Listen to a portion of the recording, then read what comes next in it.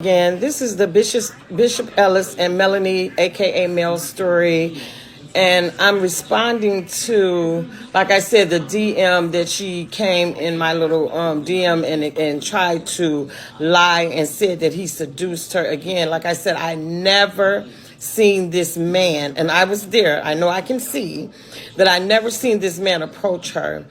Like I said, Melanie has always been on shady things and shady stuff. She was writing bad checks when I ran up on her, when I met her through Milan, her son's other side of the family, hit the dad's side of the family. She was writing bad checks. She always wanted to be something more than what she was. Like I said, it was always an issue of her being in a man's face, and like I said, she pursued him. She always talked about being the first lady. And I used to be like, Melanie, that's not right. You're wrong. You're not supposed to do that. Because she knew. She knew what she was doing. This man, I never seen this man approach her in the beginning. This is all in the beginning, you guys.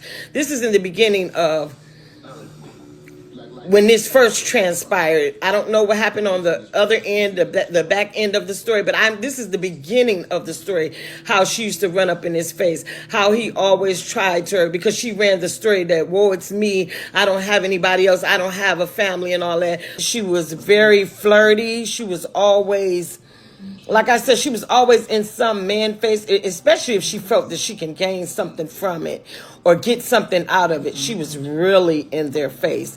And like I said, Mel, you know, and I know that I came up with the idea of the prayer pillows, the embroidered prayer pillows, if the church can remember that.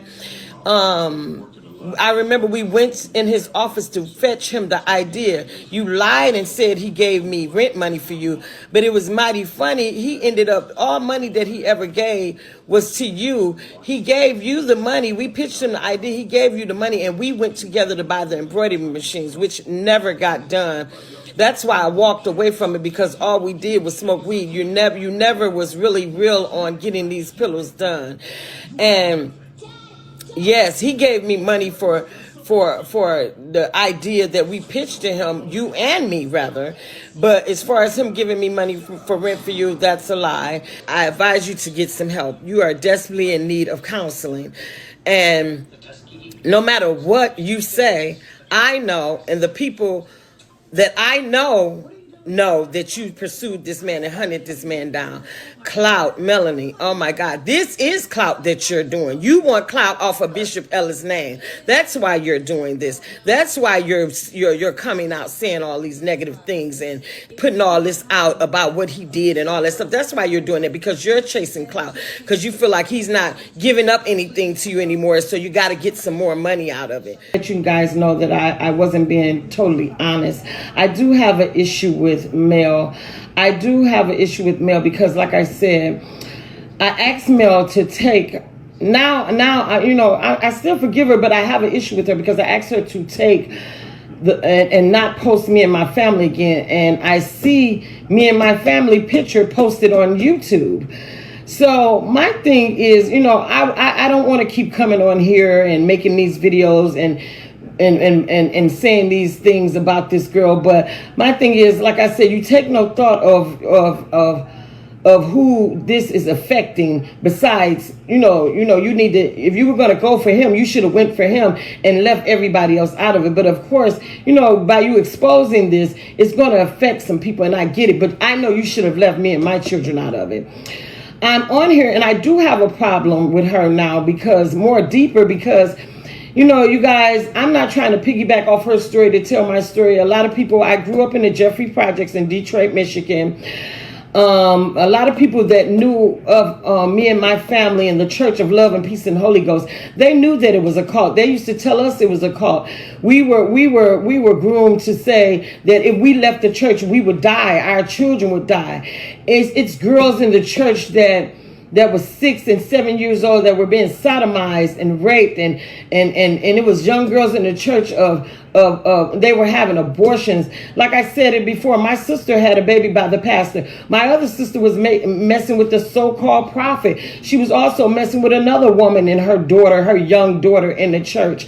And I'm exposing these things because like I said, Melanie, you come on here and you try to play the victim, but it's real girls out here and real women out here that has been tortured and been in dangerous situations and been manipulated and been taken advantage of at a young age. You were 22 years old. You come off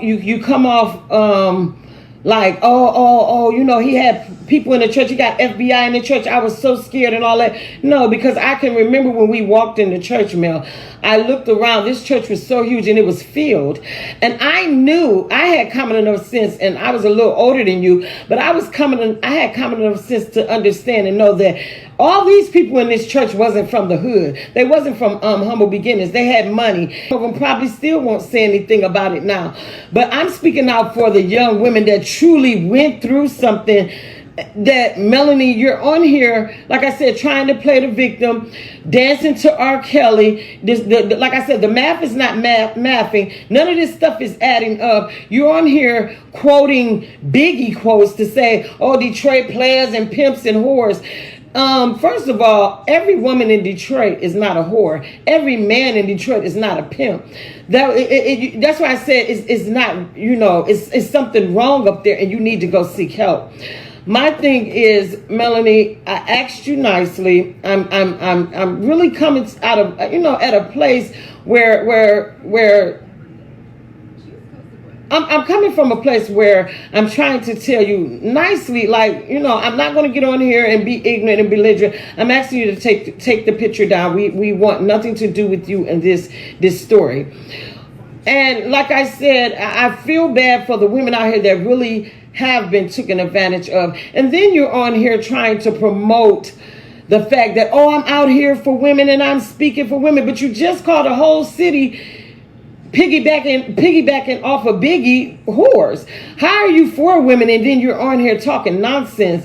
It just don't make sense. Like I said, it's real women out here. It's real survivors out here that came from tragic stories, that came from not something that they created themselves. You know, and I know that you pursued this man. Yes, you were 22 years old. You wasn't, like I said, you wasn't that innocent. You were on your second child.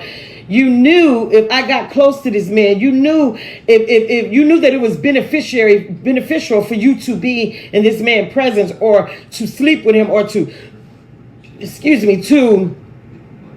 pursue him, to hunt him, because that's what you did. Like I said, I was there in the beginning. I don't know what happened on the other end of it, toward the end of the story. And like I said, think back, Melanie. Realize and wonder why I walked out of your life, why I left you alone, why I stopped dealing with you. Because